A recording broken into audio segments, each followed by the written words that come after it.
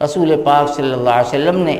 ان صحابی کو جو نصیحت فرمائی، جو ہم سب کے لیے بڑی قیمتی اور کام کی چیز ہے، آپ نے فرمایا وَإِنْ امْرُؤٌ عَيَّرَكَ بِشَيْءٍ يَعْلَمُهُ فِيكَ فَلَا تُعَيِّرْهُ تَعْلَمْهُ فِيكَ۔ اگر کوئی انسان تم کو تمہارے کسی عیب کو یاد دلا کر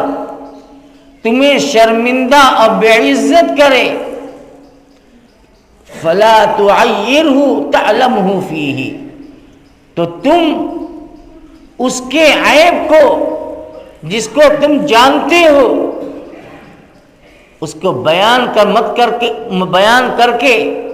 اس کو بے عزت مت کرو۔ کتنی اونچی بات ہے۔ اللہ کے نبی فرماتے ہیں کہ اگر کوئی ایسا انسان گھٹیا انسان ہے جو لوگوں کی کمزوریوں کو صرف دیکھتا ہے، لوگوں کی غلطیوں کو صرف دیکھتا ہے اور دوسروں کے سامنے اس کی اس غلطی اور عیب کو بیان کر کے اسے بے عزت کر دیتا ہے۔ آج یہ چیز ہمارے اندر بہت ہے۔ اگر ایک آدمی کے اندر 10 خوبیاں ہیں، ایک عیب ہے، تو ساری خوبیوں کو بھلا دیں گے اور عیب کو بیان کریں گے تاکہ اس کی بے عزتی ہو، 4 آدمی اس کو جان جائیں۔ یہ انسانی شرافت کے بھی خلاف ہے اور دین اور شریعت کے بھی خلاف ہے۔ نبی نے یہی وصیت انہیں فرمائی کہ دیکھو، اگر کوئی آدمی تمہارے عیب کو، تمہاری کمزوری کو، تمہاری غلط عادت کو جانتا ہے اور پھر دوسروں کے سامنے اسے بیان کر کے تمہیں ذلیل بے عزت کرتا ہے، تو تم اس کا جواب اسی طرح سے مت دینا۔ فَلَا تُعَيِّرْهُ بِشَيْءٍ تَعْلَمُهُ فِيهِ، کہ تم اس شخص کے جو تمہاری برائی بیان کر کے تمہیں بے عزت کر رہا ہے، تم اس کی برائی کو بیان کر کے تم اسے بے عزت مت کرنا، تم اپنی زبان بند کر لینا۔ کتنی قیمتی نصیحت ہے۔ اور آپ نے اس کا نتیجہ کیا بیان فرمایا؟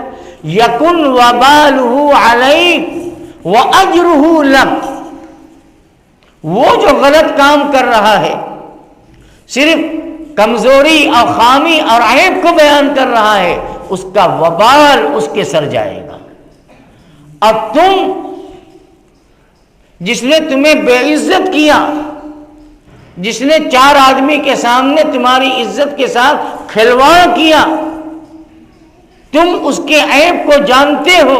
لیکن اس کے باوجود اپنی زبان بند رکھتے ہو، نبی کریم علیہ السلام فرماتے ہیں وَأَجْرُهُ لَكَ، تو اس پر بھی تمہیں نیکی ملے گی، اللہ کے یہاں تمہارے نام اعمال میں اچھائیاں لکھی جائیں گی۔ کہ ایک نے تمہیں بے عزت کیا لیکن تم نے اس کی عزت کا خیال رکھا کہ اس کو بے عزت نہیں کیا، اس کے عیب کو بیان نہیں کیا۔ یہی مطلب ہے رسول اکرم صلی اللہ علیہ وسلم کی اس حدیث کا کہ اگر کوئی تمہارے عیب کو بیان کر کے تمہیں بے عزت اور ذلیل کرتا ہے تو تم اس کے عیب کو بیان کر کے اسے ذلیل مت کرنا، اپنی زبان کو خاموش رکھنا، اس لیے کہ آقا دو عالم حضرت محمد صلی اللہ علیہ وسلم نے ارشاد فرمایا ہے کہ جو مسلمان کسی مسلمان کے عیب کو جاننے کے باوجود اس کو چھپا دیتا ہے، اس کی پردہ پوشی کر دیتا ہے، تو کل میدان محشر میں اللہ اولین اور آخرین کے مجمع میں اس کے عیب کو چھپائیں گے اور کسی کے سامنے اس کی غلطیوں کو بیان کر کے اسے بے عزت نہ کریں گے۔ خاموش ہو جاؤ۔ اگر اس کی اصلاح مقصود ہے تو اصلاح کا بھی ایک طریقہ ہوتا ہے، یہ نہیں کہ 10 آدمی کے سامنے تم شراب پیتے ہو شراب مت پینا، یہ اصلاح کا طریقہ نہیں۔ اس کی بری عادت کو یاد کرا کر اس کو روکنا، یہ ہم سمجھتے ہیں کہ ہم یہ اصلاح کریں، اصلاح نہیں کر رہے ہیں۔ اصلاح کا طریقہ یہ ہے کہ آپ اسے اکیلے میں لے جاؤ، تنہائی میں لے جا کر اسے کہو